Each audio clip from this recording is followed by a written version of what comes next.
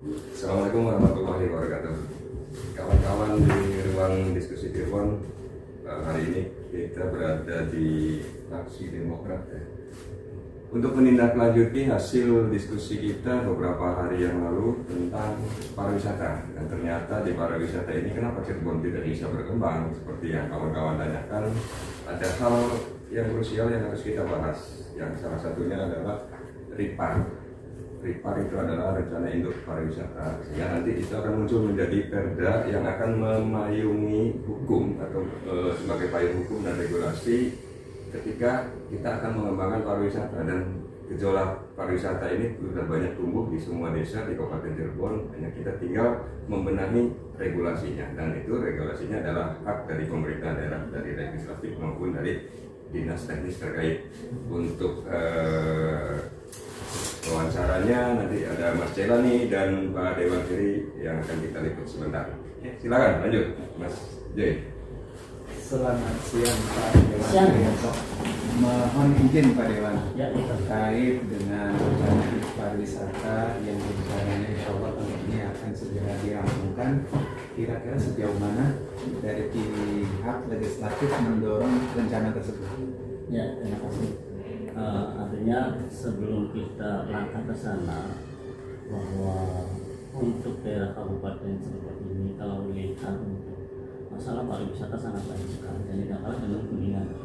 Ya, di sini mungkin kayak di daerah Kebubukan, Sedong, dan yang lain sebagainya.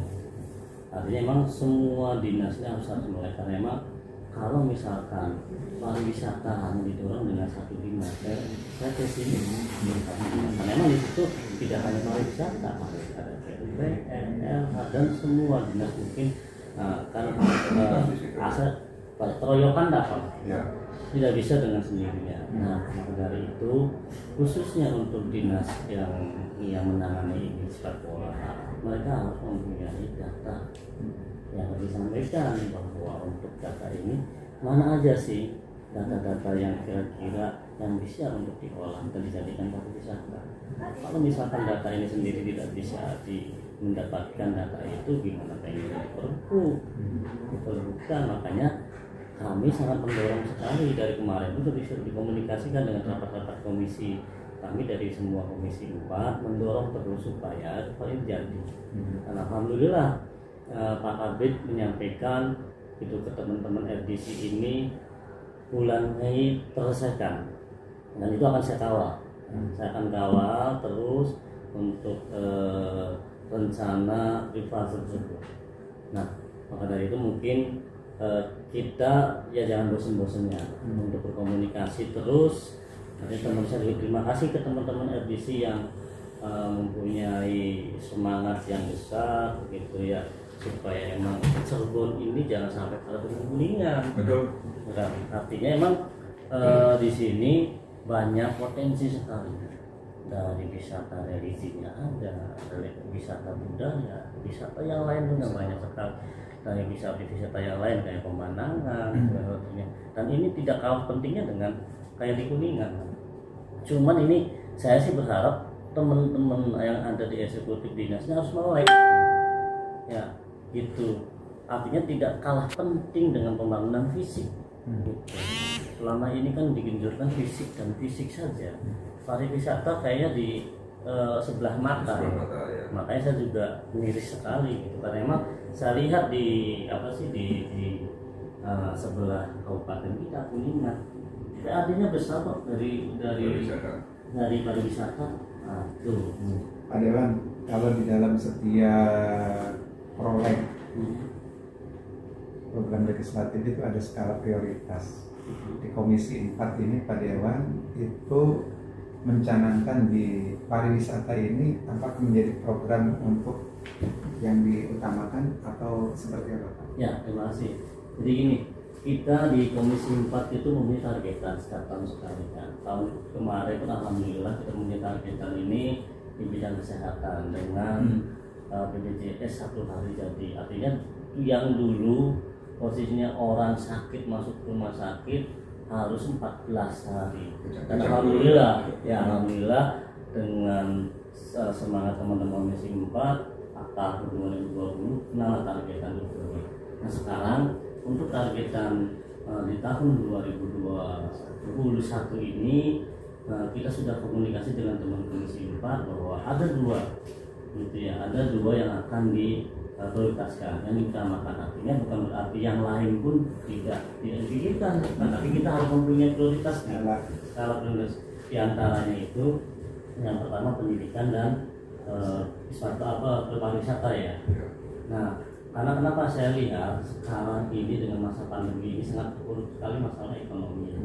Nah, kalau misalkan pariwisata kita juga tidak dikembangkan dari sekarang, ya ekonomi kita akan lagi turun nih. Dengan adanya pariwisata ini bisa jelas-jelas lagi artinya memang yang pertama ekonominya di situ bisa meningkat.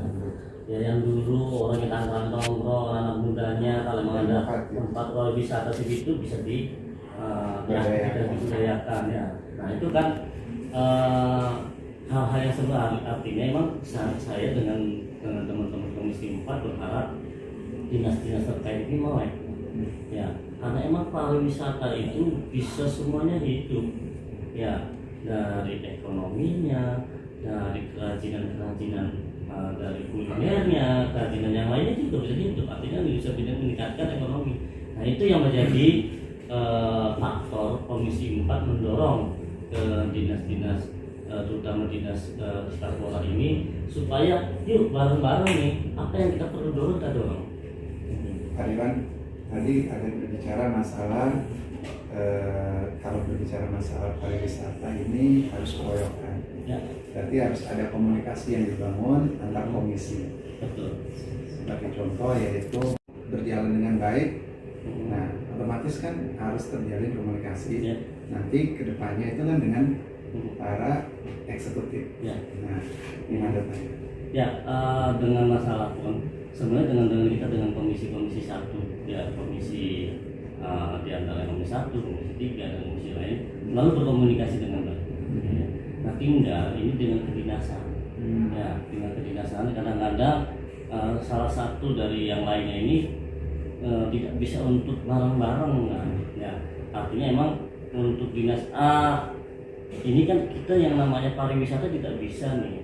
Ya, kita harus koyokan, harus ada PUPR, ada Indum, ada LH dan yang lainnya lah, Divapor dan sebagainya. Nah ini perlu koyokan. Kalau teman-teman berkomunikasi dengan komisi sama komisi 1, 2 dan 4 ini, alhamdulillah sebenarnya sangat mendukung sekali. Cair banget ya. Nah, cair banget intinya sih.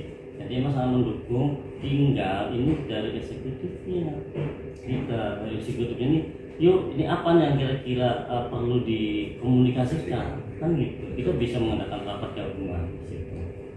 Terakhir Pak Dewan, harapan mengenai pariwisata dan harapan mengenai peran aktif dari masyarakat terutama RDC ini, apa yang mau diungkapkan oleh Pak Dewan? Ya, harapan kami untuk ke depan tidak hanya RDC, karena saya yakin yang namanya pariwisata ini itu memerlukan semua elemennya.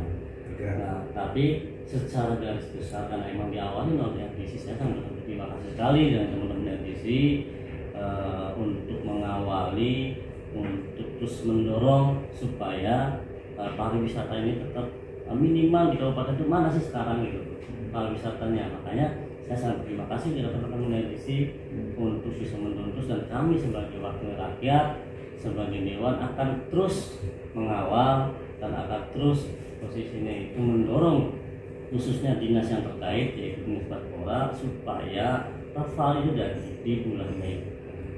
Itu. Terima kasih. Terima kasih Pak Dewan. Terima kasih Bung Dey.